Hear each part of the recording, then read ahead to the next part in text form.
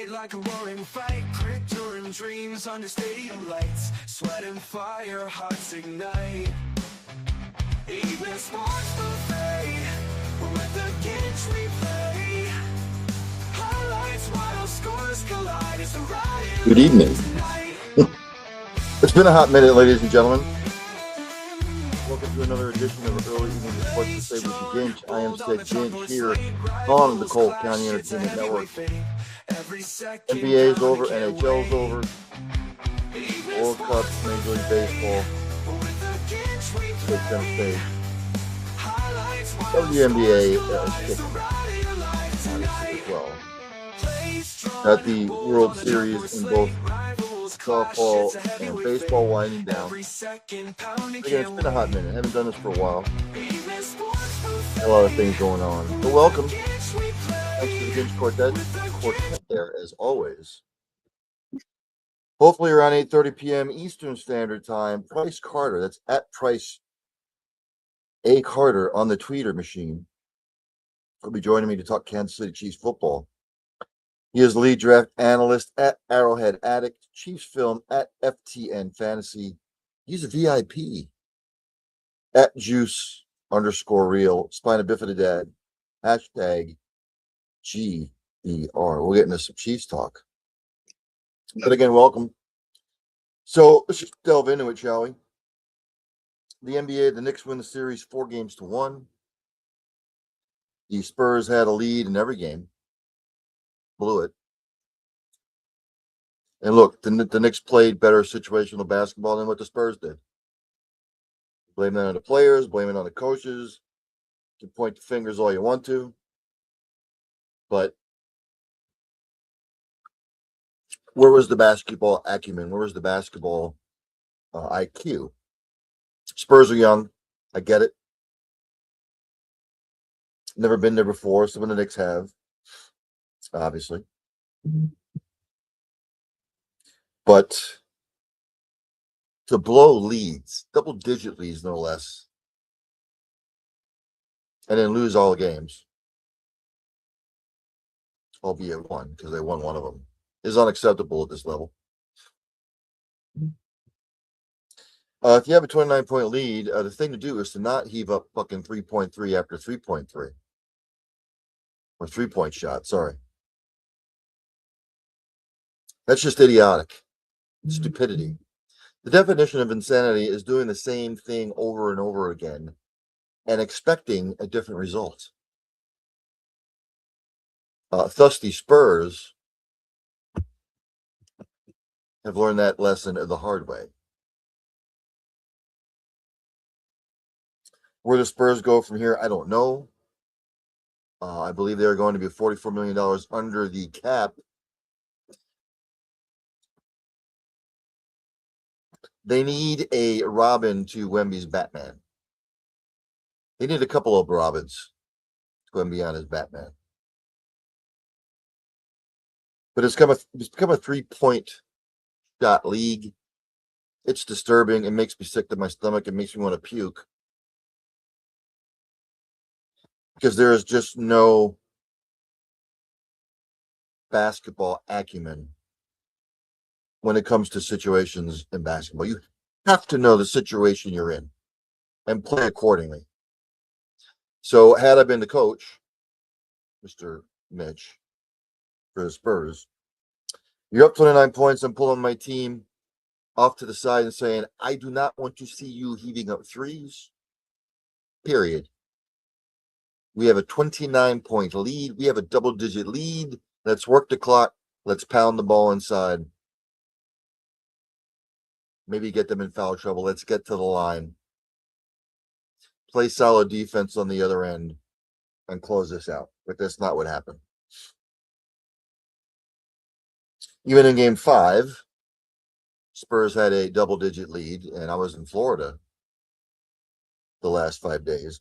And I said to my mate, Andy, I said, dude, Spurs fans have seen this before. It's probably going to end up the same way. And, of course, trip after trip after trip. Yeah, we got a 13-point lead. Let's just keep heaving up threes. stupidity. And the Spurs have no one to blame but themselves. They just don't. Blame it on the coaching, you can blame it on the players. It's a combination of both. Period.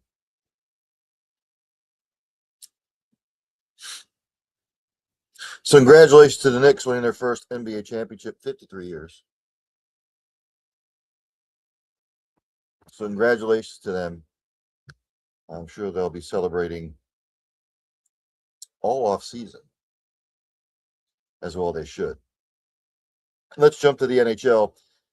The Carolina Panthers won in 6 games over the Vegas Golden Knights. Look, when I just thought Carolina was the more talented team in the end, it showed. Putting Bussy in for Frederick Anderson, who had struggled. Rob Brindamore made the right choice. Even when Vegas went up 2-1, I thought Carolina was still in a good position. Carolina was more physical. I thought their depth was better, and they just wanted it more. Period. So Carolina's first NHL title in 20 years when Rob Brindamore was the captain of the 05-06 team.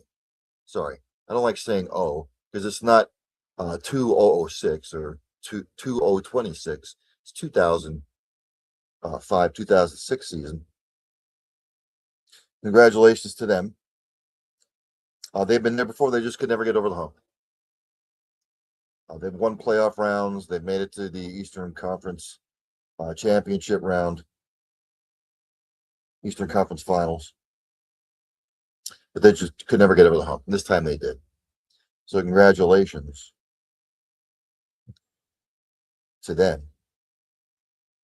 Well deserved. Well deserved after finally getting over the hump.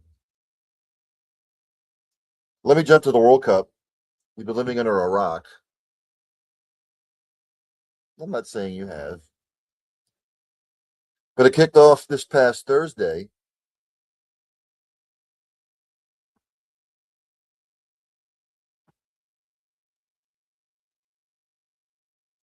If you were watching on Thursday, Mexico beat South Africa 2-0, which I think Mexico was expected to win. And then the other game, South Korea beat Czechia 2-1. I believe South Carolina was the favorite, or South Carolina.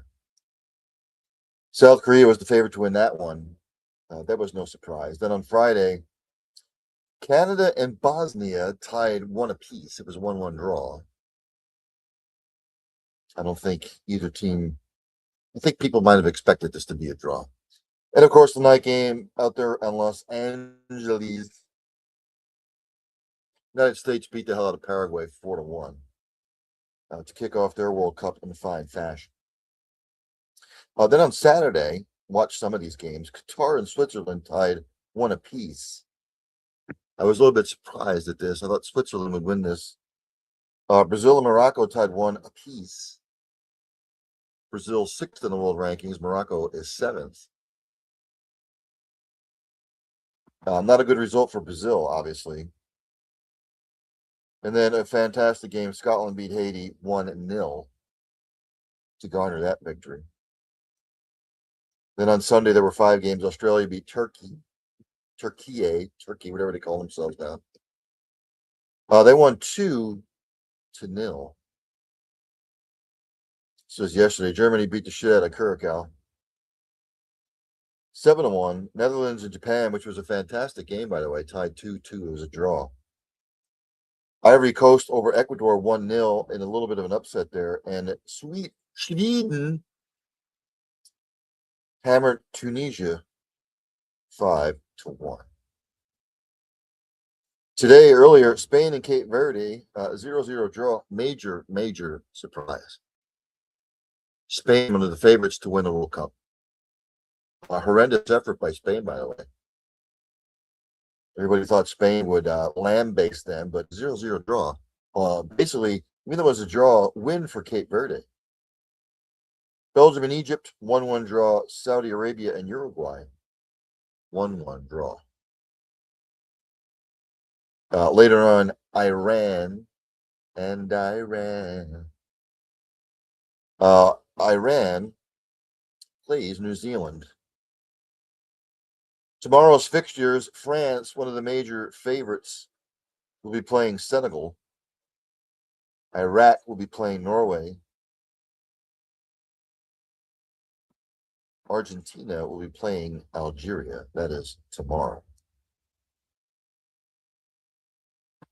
Let me jump to the Major League Baseball, shall we? Getting closer and closer to the All-Star break. It goes fast.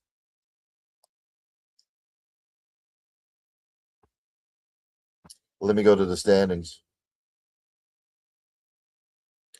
The American League right now, the Yankees back on top, 43-27. Rays are 1 game back, and then the Blue Jays, Orioles, and Red Sox are 10, 10.5, and 13.5 back. So basically, it looks like for now, the division will come down to the Yankees and the Rays. In the Central, ladies and gentlemen, after the last 4 or 5 years of futility, I'm not saying it's going to last. The Chicago friggin' White Sox are on top of the division with a 37-36 record. They are tied with the Cleveland Guardians. The Twins are 6.5 back. The Tigers struggling 9.5 back, and the Royals 10 back. Out there in the West, very, very tight. Mariners on top by a game over the Athletics. Yes, the Athletics. Sacramento Athletics, by the way. And the Rangers, the Astros are 4 back, and the Los Angeles Angels, they're in last, 7.5 back. National League, in the East, the Atlanta Braves still have a stranglehold on that. They're 46-25. The Phillies are second. They're 8 back. The Nationals are third, 9.5 back. Marlins are fourth, 10.5 back. And the Mets, they are 14 games back. In the Central, the Milwaukee Brewers have a stranglehold on it right now. They are 43-26. The Cardinals are second, 5 back. Cubs are third, 7.5 back. The Pirates, my Pirates, they're 8.5 back in fourth, and the Reds, they're 2-8 their last 10. They're starting to tail off now. They are 10.5 back in last. Out there in the West, the Dodgers starting to pull away. They're 45-27. The Padres, second, 7 back. Diamondbacks are third, 8.5 back. Giants are 16 back, and the Rockies.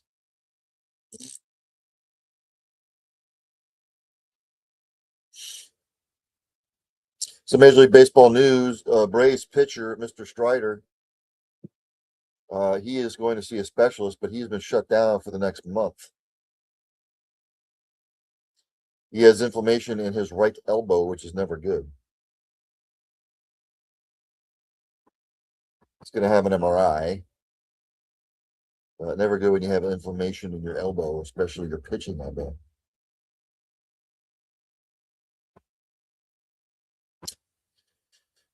The Padres pitcher Ron Marinaccio finished with a 3-game suspension by the Major League Baseball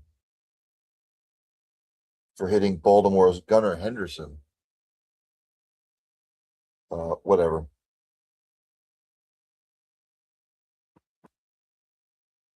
The Mets injury starting to mount up. They've placed Christian Scott on the IL.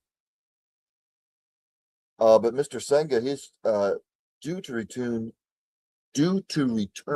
for our English-speaking friends on Tuesday. Mr. Christian Scott has a hip impingement. Never sounds good when your hip is impinged, by the way.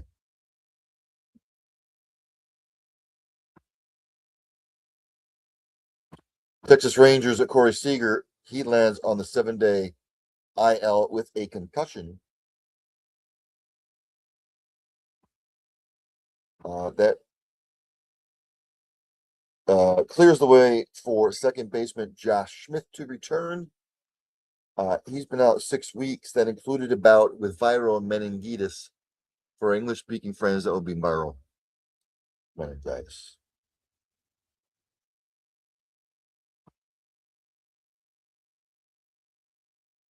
On the Major League Baseball schedule today, bottom of the fifth, the Philly is up on the Marlins 5-0. Bottom of the fifth, Nationals over the Royals 4-3. Bottom of the third, Reds hammering the Mets 9-0. Mid third, the Padres and Cardinals are scoreless. Mid first, Rockies and Cubs scoreless. Top of the first, first pitch, Twins, Rangers, and Tigers, Astros. Later on, the Angels are at the Diamondbacks, and the Pirates are at the Athletics, and the Rays are at the Dodgers.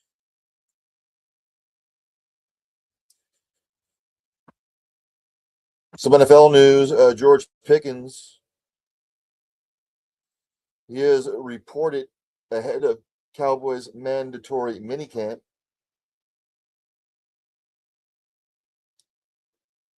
Good sign for the boys. James Pierce is also with the Falcons, expected to attend minicamp. He's the edge rusher for the Falcons, so good news there. The New York Jets have signed guard Joe Tittman to a 4-year, $62 million extension. Highly durable offensive lineman. So there you have it there. Unfortunately, former defensive lineman Alden Smith, he has passed away at the age of 36. There's no cause of death that has been given, so thoughts and prayers to the family there. I see him in the green room. I went over his credentials before I brought him on. Before I bring him on there, I just want to pull up some other stuff here. Give me just a second. Talk amongst yourselves. Let me bring him on, though. There he is, ladies and gentlemen. That is Mr. Price Carter. Mr. Price, thank you for joining. Yeah, thanks for having me on. Good evening. Good evening. So let's get into it here. Look, a season to forget. I was one of the few people who said the Chiefs would make the playoffs last year. They go out and they sign Mr. Kenneth Walker III, which was a huge get. He has to stay healthy. That offensive line has to block for him. That sort of protects Patrick Mahomes a little bit. I'm still not too crazy about this receiving core because they really didn't make any upgrades. We don't know what's going on with this receiver, that receiver. Is this receiver going to drive 150 miles an hour in a 55? I don't know. What say you? Look, the offensive line was not fantastic last year by any means, but Mahomes coming off the injury, I'm not so sure he's going to be ready for the season. What are you hearing? Yeah, so I mean, you hit a lot on the offense there, and that makes a lot of sense. Actually, just wrote a piece yesterday or today about how the Chiefs are basically, they have told you all offseason that the problem with the defense was Jimmy's and Joe's, and the problem with the offense was mainly X's and O's. Now, a lot of the reason why they invested so much on the defense, signing Kyrus Tonga, signing Alohi Gilman, Kader Kohu, and then their first 4 picks in the draft, including trading a 3rd-round pick, were all defense players because they lost so much. They lost Leo Chanel, Jalen Watson, Trent McDuffie, a lot of guys who ate snaps, Charles Omenihu, Mike Dana, are all out the door. So they had a lot of snaps to replace. But with the offense, that was the more disappointing side of the ball. Despite all the Chiefs' shortcomings, their defense was still top 10 in points allowed and top 10 in yards allowed as well, too. So with the offense, I mean, you start with the offensive line. Last year, the offensive line, I don't come away thinking that the offensive line was a major problem, mostly because most of the poor play was related to injuries and absences. So, last year they had Juwan Taylor on the right side, who is a penalty machine, but when he's not getting penalties, he's a pretty good blocker. He's out the door to Atlanta. That was the most obvious salary cap cut imaginable for the Chiefs. Jalen Moore, who they paid $15 million to, APY, will probably be the right tackle next year. They also really like Issa Pole, who is a UDFA, who started towards the back half of the last year due to injury and impressed. So they'll duke it out for right tackle. Other than that, it's really sad. I mean, Josh Simmons, when he was on the field last year, looked like an all-pro. I mean, they treated him like an all-pro. He did not get help. He is every bit the part of the player that he was going to be before he had that injury that kind of set him back in the draft. He looks great. It's just like, is he going to be on the field? Kintu Suamataia had a very nice first year playing guard. That's the first time he'd played guard. And then you know what you're getting out of Creed and Trey Smith. The thing with the offense is, and it makes sense when you think about it, because they were the least explosive run game in the NFL. All of Chiefs running backs last year combined for 22 carries of 10 yards or more. Patrick Mahomes had 18 playing in 14 games last year. So throughout a large part of the season, Mahomes was their leading rusher. Very few rooms in the NFL have been more dramatically upgraded than the Chiefs running back room. And it's not just Kenneth Walker. We know what he can do. We know he's explosive. We know he's dynamic. Obviously, the Super Bowl MVP. They go out and bring in Imari DiMercato, who's a nice third down back who, pass protects well, catches the ball well, also much more explosive than what they had in Kareem Hunt and Isaiah Pacheco. Spent a 5th-round pick on Emmett Johnson, who led the Big Ten in rushing, led the nation in missed tackles forced, a really good prospect that I was shocked was still on the board in the 5th round. And then they still are working on Brashard Smith, who's a wide receiver convert out of SMU. That running back room is 10 times more explosive. I believe the number is, and I don't have it in front of me, but last year the Chiefs running backs combined for about 23 carries of 15 yards or greater. Kenneth Walker had 59 of those on his own. Yeah. Right. So the Chiefs, no team feared them running the ball ever. Kenneth Walker put some fear in a defense. So the thought is we're going to get better at passing the ball because our run game is going to become a threat again. And the wide receivers, there's no doubt about it that that room, like if we're coming away from the offseason, what was one of the things they really failed to address? That's it. I will tell you that they're very bullish on Chad O'Shea, who was the wide receiver coach during the Patriots dynasty, was on the Browns staff. Now he's here. The Chiefs fired the wide receiver coach. Some of the comments from the wide receivers have been like, oh man, we're really going to have to focus and practice now. And we have real wide receiver meetings. I mean, they're throwing a lot of dirt on the grave of the former wide receiver coach there.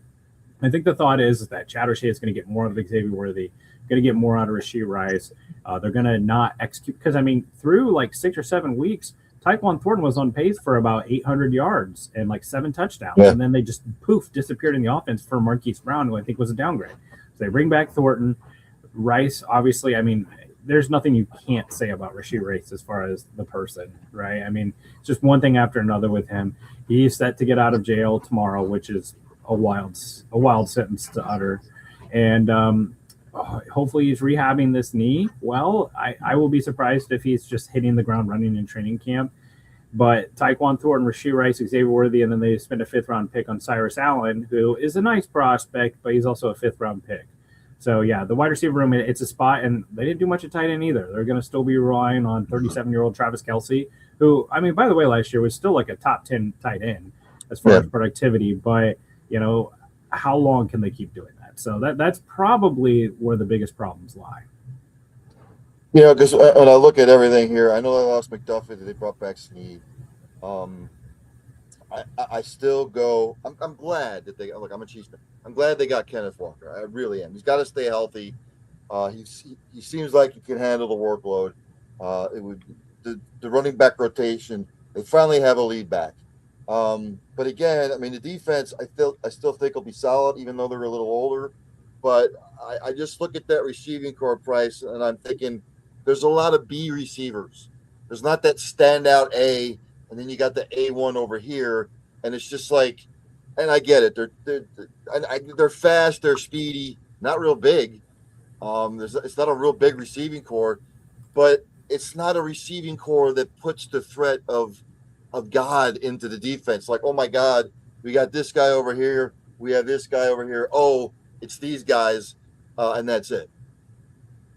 Yeah, it's tough, right? Like, you just don't see a lot of teams that are able to keep players at the top of their position when they're paying a quarterback. The Chiefs right now, they've got they until this offseason had the highest paid center in the NFL, one of the highest paid guards in the NFL, one of the highest interior defensive linemen. They were still paying Mahomes at top of the market value, which they just reset his contract. You can only have so many of those guys, and it's definitely a blind spot for the org as far as drafting wide receivers. Rashee Rice if it wasn't for the off the field stuff, which let's be clear, that's a massive caveat. But when he's on the field, I mean, he's been a great success story because that was not the type of this big power slot yak machine that he is was not the type of player he was at SMU. He was a contested catch boundary guy. Instead, they've turned him into closer to like an Amon-Ra St. Brown Puka Nacua than what he is. But yeah, I mean, it's something like if we're looking at the to-do list of Brett Veach, finding a weapon to replace Travis Kelce as the go-to option for this offense, it's something that's not been crossed off yet. And frankly, I don't know how they're going to, because you see what guys like Christian Watson and Jalen Coker are making as wide receivers. I mean, there's just not many options for the Chiefs to go out and slap a big contract in front of a guy. It would have to be a trade, or they're going to have to nail a guy in the draft. And I suspect next year that wide receiver will probably be at the top of their needs, because I don't know how you can feel confident about giving Rashee Rice any sort of money. How big is Eric Bieniemy coming back? How big is that for this offense? Depends on how you want to look at it. You know, the players have all said all the right things, and I do think seeing Matt Nagy, and the Matt Nagy thing is very strange too, because like, look, if something of a great play call happens on the field, we all go, man, Andy Reid really drew that one up well. But for some reason, whenever the Chiefs offense has struggled the last couple of years, that's been Matt Nagy's fault, not Andy Reid's, which is a paradox that I don't think is worth it. But at the end of the day, you just look at what the Chiefs did, their actions towards Matt Nagy, where they basically quiet fired him. They're like, oh, no, you're going to go get the Tennessee job, aren't you? And then he sets out there for a long time until Harbaugh picks him up for the Giants. I don't think that inspired anything, and I do think the players really welcome the accountability. And the Chiefs coaching has been frustrating. There's been lots of mental errors. I do not think that Juwan Taylor would have been doing his shenanigans with all the false starts, with all the lining up offsides when Eric Bieniemy's there. He's going to hold guys accountable and get into them, which is nice, but is that going to make the offense better? You know, I wrote in my piece today that the Chiefs don't look like the best offenses in the NFL. The best offense in the NFL, they're running the ball effectively out of 13 and 14 personnel. The Chiefs were 30th in the league in true play action. They were 31st in the league in under center snaps. They were 32nd in the NFL in under center play action snaps that were passes. They lead the league in RPOs. They lead the league in RPO passes, and then are towards the bottom of the league in RPO runs. So basically, every time they run an RPO, it's just a PO. It's just a pass option. They don't look like a modern offense. And look, Andy Reid's reinvented the wheel several times. He, when Alex Smith came in, changed the offense that he had from Philadelphia to match Alex Smith and what he did well. Mahomes comes in, it's a whole new offense. And then they trade Tyreek Hill and they go back to the classic Andy Reid West Coast spread. He's got to get in there and fix stuff. Eric Bieniemy is not that guy, right? Like, okay, maybe some Ben Johnson magic wore him off, but this is a guy who was fired from UCLA as the offensive coordinator. Let's not act like this guy is a whiz kid. He's not a Shanahan tree or, a McVay guy. So it's on Andy Reid. Like they've got to fix it, and hopefully they will. And maybe their thought process is our players are just going to be better.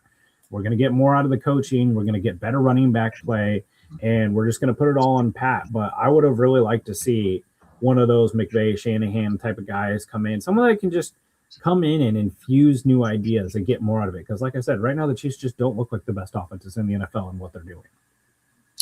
Other than defensive draft picks, Price, Mansour, Peter Woods, Mason Thomas, Jaden Kennedy, do they all start opening weekend?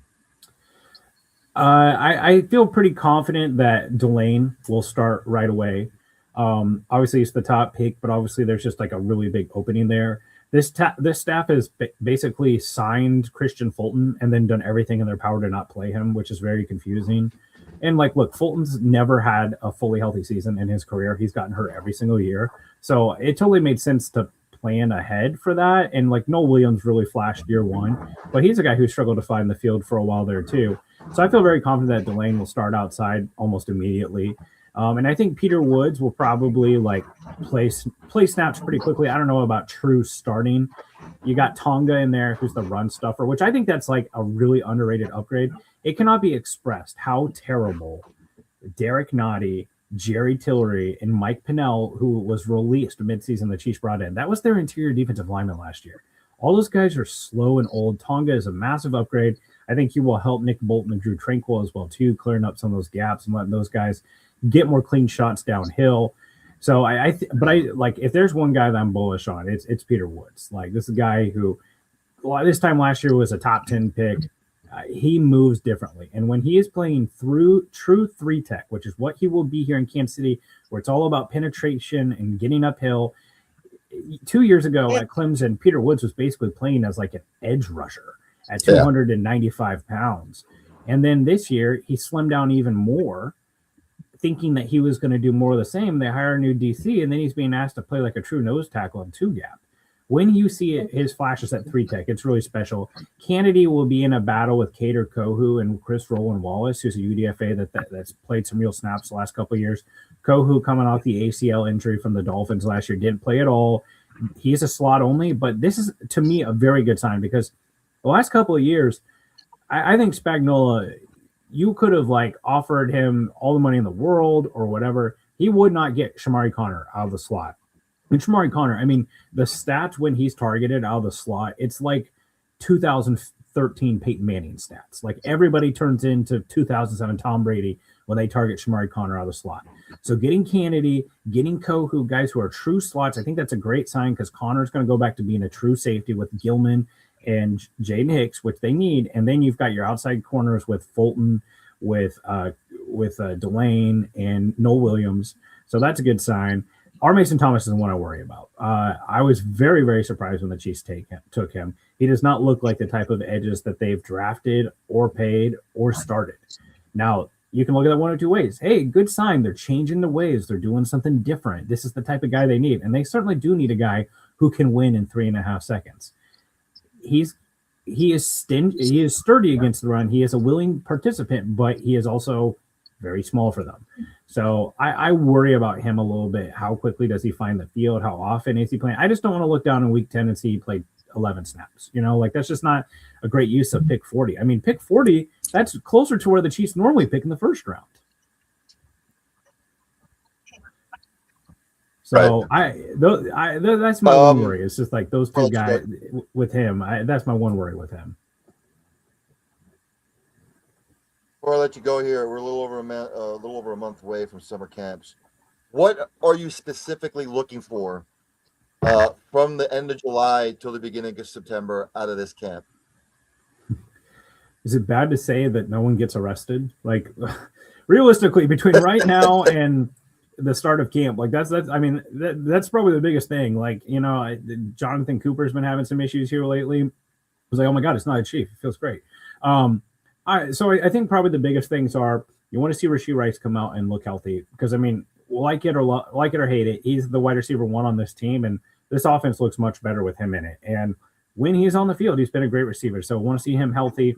Obviously, the biggest thing is just like what does Mahomes look like? Everything is pointing towards him starting week 1. I know that they traded for Justin Fields. That was as much like, hey, the Jets are going to pay most of his salary and the Chiefs can get a cheap backup quarterback for a late day 3 pick. And then, right. You know, I wouldn't be shocked if he's got a red zone package or two. Mahomes looking good, being able to navigate the pocket, do the things he needs to do. I'm going to be surprised if week 1, if he's rolling right and throws to the left hash like he used to and do the short stop things that you like to do. But we've seen him win a Super Bowl on a high ankle sprain. So we know that he can still do it when he's limited. And it's, you know, a lot of guys who recover from ACL will tell you it's as much about the confidence as it is anything. That when I use my plant leg, when contact comes in, all those type of things, I'm good to go. Right tackle is another spot we talked about a little bit. Isapole, Jalen Moore. So Jalen Moore's interesting, right? Like he only started about 10, 11 games in San Francisco since he was drafted. He was the backup for Trent Williams, who has missed a fair amount of times. And when he started, he looked good. But the 49ers offense is a scheme that really protects their offensive linemen. All of his snaps were at left tackle until this year. So him antiquating himself to right tackle, does Isapole take that job? They also have a UDFA out of Indiana that they like, Khalil Benson, who's a nice physical specimen, but pretty rough around the edges. So that's the big thing. And I mean, the defense is just like, how do all these pieces work together? I see the vision, I do, with having better slot coverage, there's a world where the Chiefs' interior defensive line, their pass rush is very good because Tonga, even though he's more of a nose, he's still like his win percentage is pretty good. Omar Norman Mott, led the draft class last year in pass rush win rate. Like he is a pass rushing monster on the interior defensive line, but he needs to play at that like 295. And instead, last year the Chiefs tried to use him like a true nose, and he was like 320. You still got Chris Jones. We talked about Peter Woods. I mean, they've got the makings of a really good interior defensive line pass rush. And then, Karl Loftus is going to be steady, never going to be a superstar, but it's going to be a steady presence. And then that other edge spot, it's going to be Felix Anudike-Uzomah, R. Mason Thomas, Ashton Gelati kind of all duking it out there. That's a spot that needs upgrading. Would not be surprised if they give Cam Jordan a call or Joey Bosa or a vet to kind of help steady it there. And then, like Mansour Lane, he needs to come out and be the guy that he was drafted to be. I mean, this team has not had a pick that high since Eric Fisher back in 2013 when they had the number 1 overall pick. That's the highest they picked. So, like, Delane, he's got to come out and look the part because they gave a lot to get him. Ladies and gentlemen, that's Price Carter at Price A. Carter on the Twitter machine. Lead draft analyst at Arrowhead Addict. Chiefs Film at FTN Fantasy. He is a VIP. Ladies and gentlemen, at Juice, Real Spina Bifida Dad, hashtag GBR Price.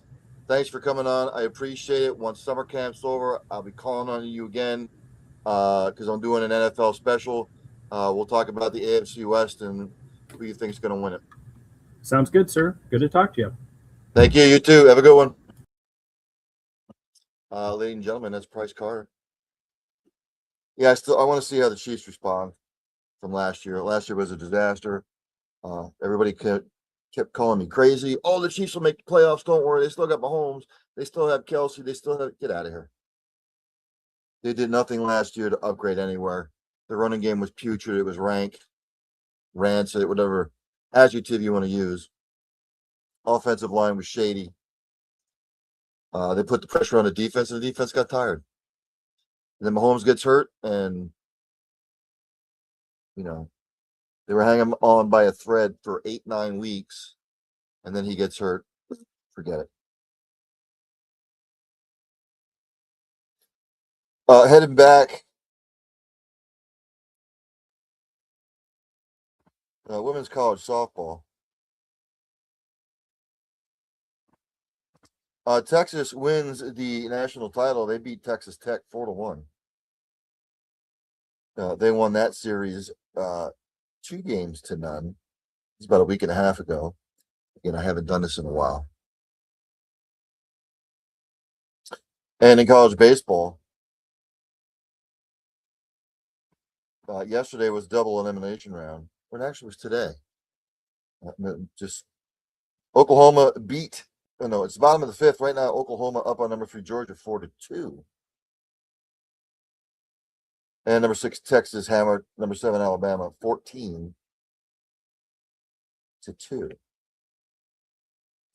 Tomorrow elimination game. Number 16 West Virginia plays Troy. Number 6 Texas will be playing yet to be determined.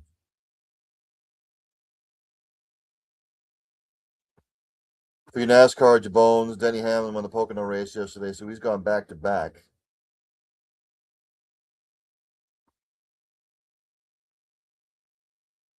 The season ended today. Your playoff contenders would be Austin Cindric, Eric Jones, Shane Van Gisbergen, and Bubba Wallace, Chase Briscoe, William Byron, Christopher Bell, Carson Hocevar, Daniel Suarez is 8th, Chris Buescher 7th, Larson is 6th, Gibbs is 5th, Chase Elliott 4th, Ryan Blaney 3rd, Denny Hamlin 2nd, Tyler Reddick 1st. Tyler Reddick has 5 wins, Denny Hamlin has 4. So both those guys are dominating.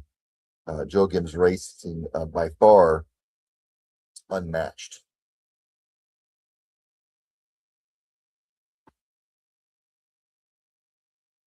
WNBA.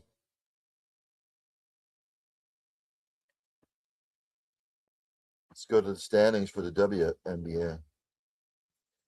Las Vegas and Minnesota tied atop the conference 10-3. New York Liberty are a half game back, and 3rd. The Dream are 4th. They're 1 back. Wings, Valkyries, and Fever, they're all 2 games back. The Sparks are 8th from the last playoff spot. They are 3 games back, and a partridge in a pear tree.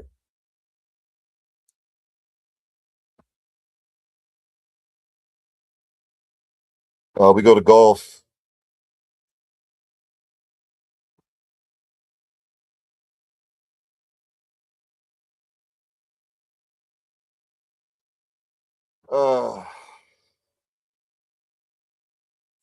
Just a second here.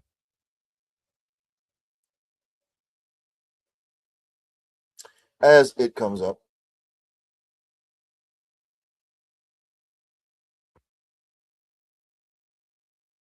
The Dow Championship for the women, June 11th through the 14th, obviously, out there in Midland, Michigan. Wilson and Gina Kim win the tournament at 17 under par. PGA was the RBC Canadian Open up there in Toronto. Bud Colley wins. I believe that was his first victory. 17 under, he pockets 1.764 million. Big ones.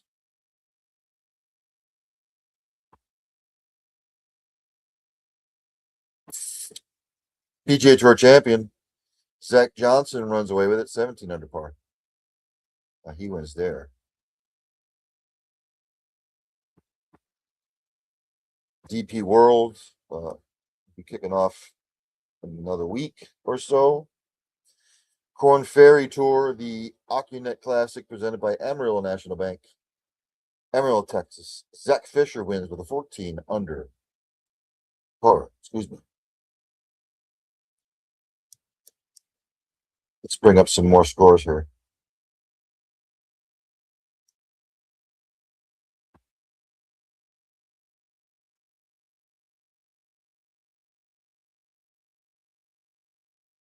Give me a second.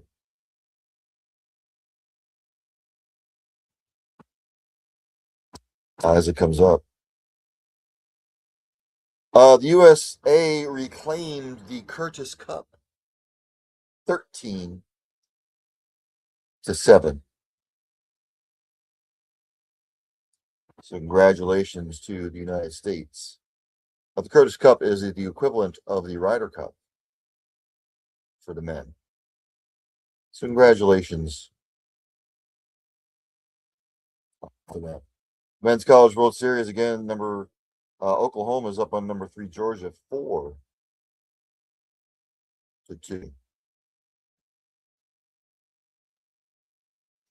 And I think I'm gonna end it there, because I think I've basically covered everything. Again, 9 o'clock. Iran will be playing New Zealand. I believe that's down there in Mexico.